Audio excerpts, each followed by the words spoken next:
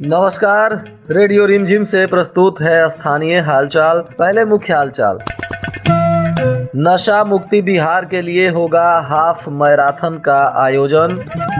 चुनाव के तैयारियों को लेकर एक एक बिंदु की हुई ऑब्जर्वर के अध्यक्षता में समीक्षा बैठक। पूर्व मंत्री की गाड़ी दुर्घटनाग्रस्त, बाल बाल बची पूर्व मंत्री की जान।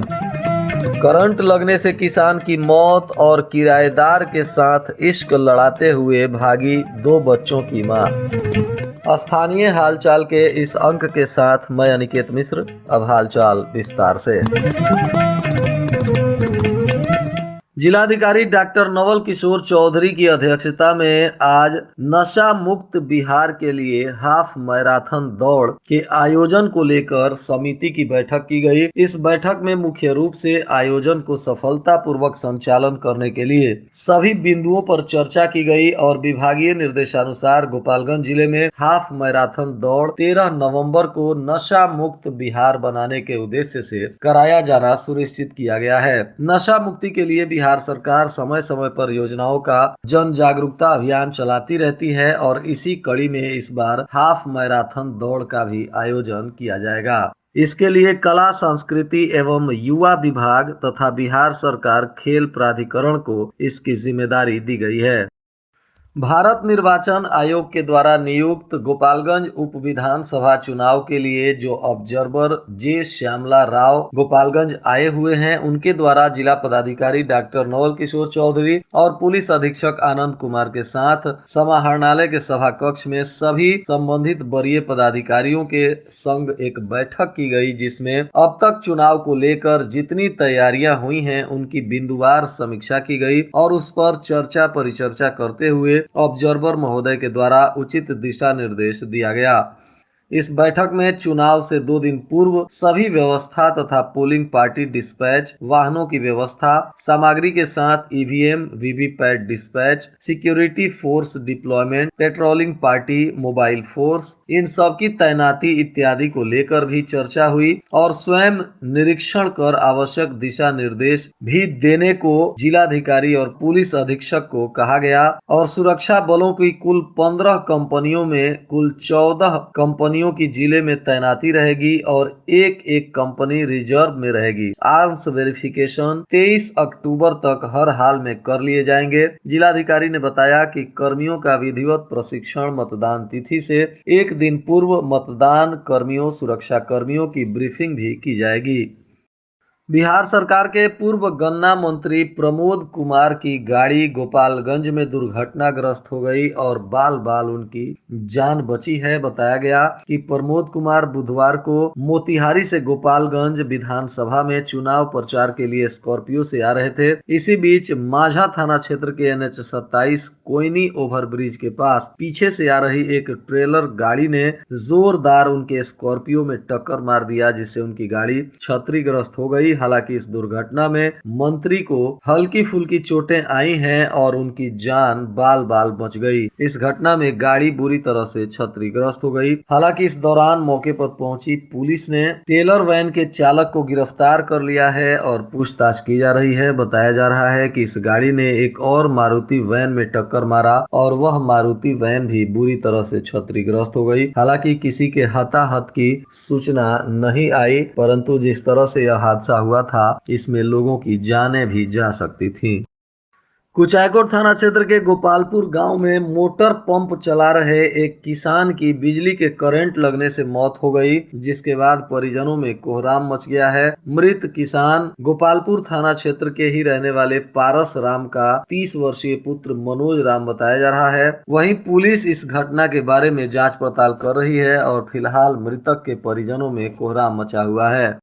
भोरे थाना क्षेत्र के पांडे चकिया गांव की एक 2 बच्चों की मां अपने किराएदार के साथ अपने मायके से फरार हो गई है। इस घटना के बाद महिला के भाई ने थाने में प्राथमिकी दर्ज कराया है, जिसमें बताया गया कि यह महिला अपने बच्चों के साथ मायके में आई हुई थी और यहीं से वह गहने, नकदी, रुपए इत्यादि और बच्चों को साथ में लेकर फरार हो गई है। काफी खोजबीन के बाद जब इस महिला का कहीं पता नहीं चल पाया है तो महिला के भाई ने थाने में प्राथमिकी दर्ज कराते हुए जयपुर के रहने वाले उसके एक किराएदार को आरोपी बताया है। और इसमें बताया जा रहा है कि यह जयपुर का कृष्णा नाम का शख्स है जो इस महिला के घर में किराएदार के रूप में रहता था और महिला अपने पति के साथ जयपुर में ही रहती थी। वहीं इस किराएदार से इस महिला का प्रेम प्रसंग हो गया है, जिसके बाद किराएदार जयपुर से आकर उसके मायके से इस महिला को भगा ले गया, जिसके वजह से महिला के परिजन काफी दुखी हैं और पुलिस से इस मामले में न्याय की गुहार लगा रहे हैं। यह महिला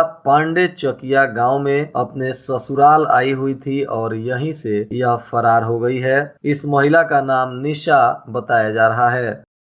माझा थाना क्षेत्र के धर्म परसा में मंगलवार को जिस छात्रा का शव तालाब से बरामद किया गया था, इस मामले में अब इस छात्रा के मामा ने थाने में अज्ञात अपराधियों के विरुद्ध प्राथमिकी दर्ज कराई है, जिसके बाद पुलिस मामले की तफ्तीश में जुट गई है।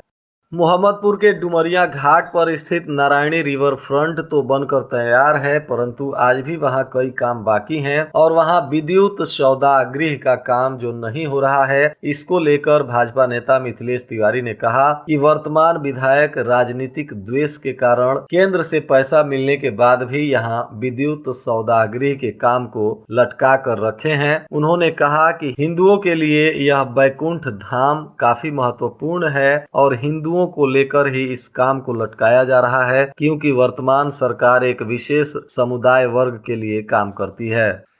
बिहार सरकार के द्वारा पंचायतों में बच्चों को खेलने के लिए उपकरण लगाए जा रहे हैं और इसके वजह से बच्चों को काफी उत्साह पूर्वक खेलने का तस्वीर सामने आ रहा है। दरअसल सिधवलिया प्रखंड के कई पंचायतों में यह उपकरण लग चुका है और सुदूर गांव क्षेत्र के बच्चे अब तक इस उपकरण से वाकिफ नहीं थे और इसको देखकर बच्चों में काफी उत्साह देखने को मिल रहा है। बच्चे काफी उत्साह के साथ इस उपकरण पे खेलते हुए नजर आ रहे हैं। विजयपुर में महागठबंधन के कार्यकर्ताओं का एक सम्मेलन आयोजित किया गया था, जिसमें मुख्य अतिथि के तौर पर मंत्री सुनील कुमार मौजूद रहे और यहां कार्यकर्ताओं को संबोधित करते हुए उन्होंने सरकार की उपलब्धि, दवाई, सिंचाई, सुनवाई एवं कार्रवाई वाली प्राथमिकता को जन जन तक पहुंचाने का संकल्प कार्यकर्ताओं को दिलाया और कहा कि इससे समाज के सबसे निम्न वर्ग तक के लोगों को भी सरकार की योजनाओं का लाभ मिल सकेगा।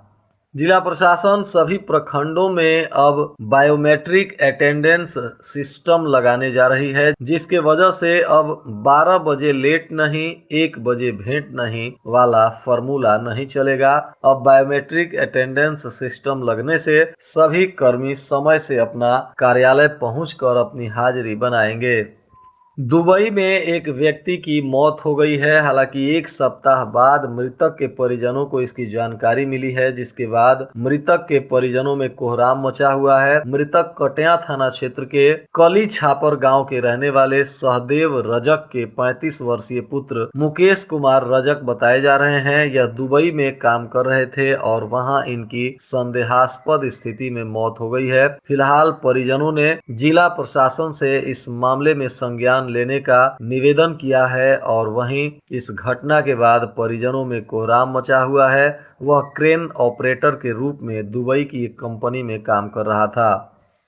भोरे थाना क्षेत्र के हुसेपुर गांव में 2017 में हुई एक दुर्घटना के मामले में फरार चल रहे एक आरोपी को पुलिस ने गिरफ्तार कर लिया, जिसका नाम किशुनदेव चौधरी बताया जा रहा है। यह 2017 से फरार चल रहा था। इस पर आरोप है कि इसके द्वारा एक आयोजन में करंट लगने से 6 लोगों की मौत हो गई थी। ये सभी लोग एक ट्रॉली पर ऑर्केस्ट्रा इत्यादि का संचालन कर रहे थे। इसी दौरान हाई टेंशन तार में ट्रॉली गई, जिसमें 6 लोगों की मौत हो गई थी और तभी से इस मामले में आयोजकों के खिलाफ प्राथमिकी दर्ज की गई थी और इसी मामले में यह आरोपी फरार चल रहा था, जिसको पुलिस ने गिरफ्तार कर लिया।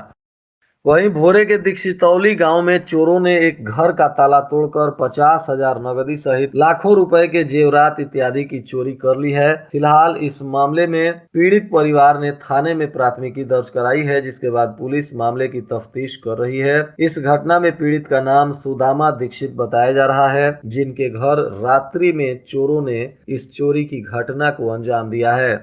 वहीं भोरे पुलिस ने थाना क्षेत्र के बलवा गांव में दीपावली के दीपों को तोड़ने को लेकर हुई दो पक्षों में जमकर मारपीट और खूनी संघर्ष के मामले में बद्री प्रजापति, शकुंतला देवी, मोनिका देवी, हकीम शर्मा सहित 9 लोगों को आरोपी बनाया है और दोनों पक्षों से पुलिस ने प्राथमिकी दर्ज कर जांच पड़ताल शुरू कर दी है। वहीं भोरे प्रखंड के बरई बगहवा गांव के रहने वाले समाजसेवी फूलबदन तिवारी का मंगलवार को निधन हो गया। वे 85 वर्ष के थे और कुछ दिनों से बीमार चल रहे थे। इनके निधन से इनके चाहने वाले लोगों में शोक व्याप्त है। यह प्रयाग हाई स्कूल सह इंटर कॉलेज के सचिव और संस्थापक भी थे, जिसके वजह से शिक्षा जगत में इनका काफी मान सम्मान था और लोग इन्हें काफी सम्मान के नजरों से देखते थे। लोगों ने कहा कि स्वर्गीय तिवारी काफी मिलनसार और मृदुभाषी थे। इनके निधन से शिक्षा जगत को अपूर्णीय क्षति हुई है। वहीं भोरे के हीरापाकड़ गांव में एक वृद्ध की हुई संदेहास्पद मौत के बारे में अब वृद्ध के परिजनों ने इस मामले को लेकर स्वाभाविक मौत बताते हुए पुलिस को आवेदन दिया है, जिसके बाद पुलिस मामले की जांच में जुट गई है। वहीं कुचायकोट थाना क्षेत्र के पहाड़पुर तिवारी टोला गांव के पास अनियंत्रित ट्रक के ठोकर लगने से एक बाइक पर सवार युवक गंभीर रूप से घायल हो गया, जिसके बाद लोगों ने इसकी जानकारी 112 नंबर के एम्बुलेंस को दी और मौके पर पहुंचकर एम्बुलेंस ने उसे अस्पताल पहुंचाया, जहां उसका इलाज चल रहा है। वहीं ट्रक भागने में सफल रहा। घायल युवक सिधवलिया थाना क्षेत्र के मोहम्मदपुर गाँव का रहने वाला चंद्रमा सिंह का पुत्र विजय सिंह बताया जा रहा है। और आज के मौसम का तापमान गोपालगंज में न्यूनतम 21 डिग्री सेल्सियस और अधिकतम 28 डिग्री सेल्सियस रहने की संभावना है। अंत में मुख्य हालचाल एक बार फिर। नशा मुक्ति बिहार के लिए होगा हाफ मैराथन का आयोजन। चुनाव के तैयारियों को लेकर एक एक बिंदु की हुई ऑब्जर्वर के अध्यक्षता में समीक्षा बैठक। पूर्व मंत्री की गाड़ी दुर्घटनाग्रस्त, बाल बाल बची पूर्व मंत्री की जान। 15 नवंबर तक शुरू हो सकता है शुगर मिल में पेराई सत्र। करंट लगने से किसान की मौत और किराएदार के साथ इश्क लड़ाते हुए भागी 2 बच्चों की मां। इसके साथ ही रेडियो रिमझिम से प्रसारित स्थानीय हालचाल का यह अंक समाप्त हुआ। नमस्कार।